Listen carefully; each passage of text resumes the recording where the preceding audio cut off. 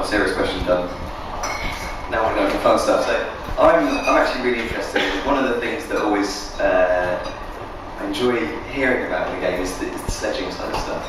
So I've heard a few stories in my time. I've chatted to a few people, and I just want to know if you can just talk a few of your favourite sledges that you've done yourself, and then a couple that you've heard you're like, damn, that was good.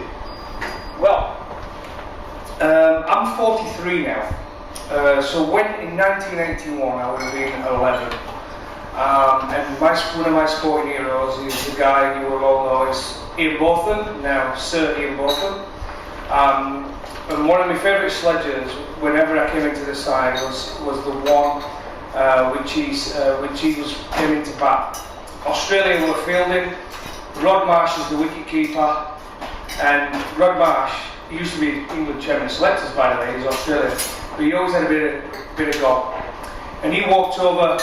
Beefy walked in the back, took his guard, got down, and Rod Marsh said to him, typical Rod Marsh, "How's the wife and my kids, Beefy?" And Beefy said, "The wife's fine, but the kids are retarded." I always thought that was a real funny one. Another one, remember Shane Warne, he got done for the diet pills. You won't think that now if you looked at him. But Shane Warne got done for taking diet pills. He got banned for 12 months. We're coming up against South Africa, Australia, and he used to get Darryl Cullinan out for fun. Darryl Cullinan was a top player, never said boo to a goose. He comes out of the bat, Shane Warne's twisting the ball around like this. He says, "Oh," he says, "Here he is, Darryl Cullinan. I've been waiting 12 months for this moment." And Darryl Cullinan never said anything. He just turned around to him and said, "Yes, Shane, it looks like you spent the last 12 months eating, you fat bastard." So I thought that was a good one. But my sledges, what I used to do, were probably down to my lack of a brain cell.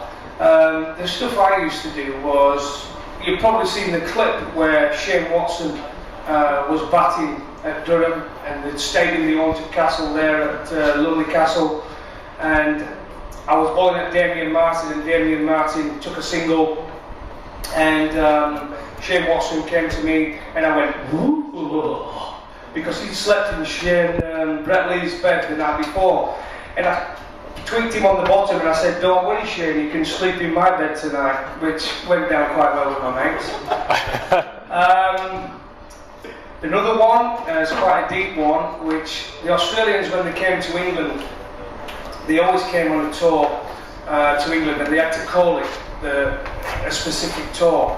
And when they came over, 2 tours I played against them in this country, it was like the Dogs tour, but the one tour I'm going to talk about is they called it the Sun Tzu Art of Chinese War, whatever it is. I don't even know what that was, but that was the tour they called it. Now, normally, when you tour, the 2 teams stay in different hotels. On this one occasion was a serious tournament going on, so we all stayed in the same hotel. Now, in that hotel, England were on the 12th floor, Australia were on the 14th floor.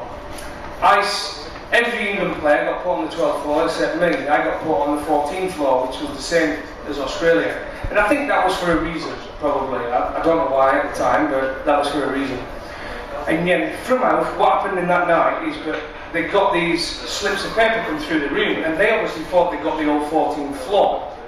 And under my door slipped this form, and it says, "How to beat the English, the art of Chinese war, Sun Tzu." So I'm reading this, being the typical Yorkshireman I am, and I was absolutely spewing. I said, "Can you believe this? The cheek. They think they're going to beat us with Chinese philosophy, whatever it is." So I was in the dressing room next day, I'm fuming. I stick it up on the wall, and I'm saying on to all the guys, "Look guys, this is how they're going to beat us. We've got these, we've got them." And all the lads looked a bit confused, because you looked at their team at the time, and it was unbelievable. Unbelievable. They had Matthew Wade and Ricky Ponting, Steve Waugh, Mark Waugh, a guy called Elliott who got 200 in the first test, Gilchrist coming in at number 7, Darren Lehman. So they had a top side. So he comes out, I get Elliott out in the first over of the game in 1997 Edgbaston. Ingwat's Greg Blewett, I got him out second ball with a no ball, but I again got him next ball called Slip, which was great. Everybody was wild, the crowd went nuts. And in walked Mark Waugh. Now Mark Waugh came in, I used to hate Mark Waugh, I really did. Hated him with a passion because he was too good. So first of all, I run in and bowled a big in swinger at Mark Waugh, and he clipped it off his legs because he was beautiful off his legs, bang, 4 runs. So I come to the end of my mat, I went, alright smart ass, let's try the outswing. I tried the outswing, he leant into it, bang, through the covers, 4 runs. So I tried the Sun Tzu Art Chinese war guy. I went up, Mike Allerton at Slip, who was the captain at the time, and I went, wow, tia, tia. Now Mark Waugh looked at me and thought, what is he on?